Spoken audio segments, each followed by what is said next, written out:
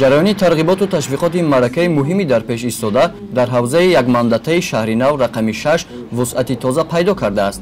ҷойи овоздиҳии 136532 нафар сокинони ноҳия дар 70 участкаи интихоботӣ мавзеъҳои равшану барҳаво, тозаю обод интихоб гардида, муҷаҳҳаз бо кабинаҳои овоздиҳӣ, варақаҳо ва лавозимоти тарғиботӣ, маълумот дар бораи номзадҳо, ҳуҷраҳои модару кӯдак, ёрии нахустини тиббӣ, қуттиҳои овоздиҳӣ ва қаламу дафтар мебошад.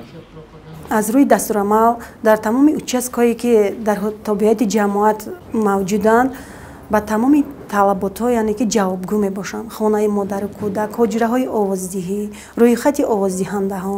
мо кӯшиш мекунем ки интихоботи дар пеш истодаро бо як шаффофият ва бекамбудӣ паси сар кунем. дар ҳудуди ҷамоат ҳамагӣ 12741 нафар овоздиҳанда мебошад. бори аввал овоздиҳанда 12212 нафар мебошанд.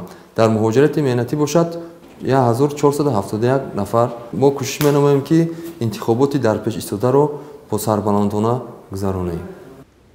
бо дастгирии мақомоти иҷроияи ҳокимияти давлатии ноҳияи шаҳри нав ва ҳайати комиссияи ноҳиявӣ рӯйхати фаврии 200 нафар беморони бистаришуда ва маризони ҳолати саломатияшон вазнин тартиб дода, чанде аз аъзои комиссия ваколати рӯзи интихобот ба назди беморон рафтанро низ гирифтанд. дар ҳудуди ҷамоати деҳоти Боғистон 4 участкаи интихоботӣ фаъолият намуда истоданд. овоздиҳандагон 1739 нафар буда.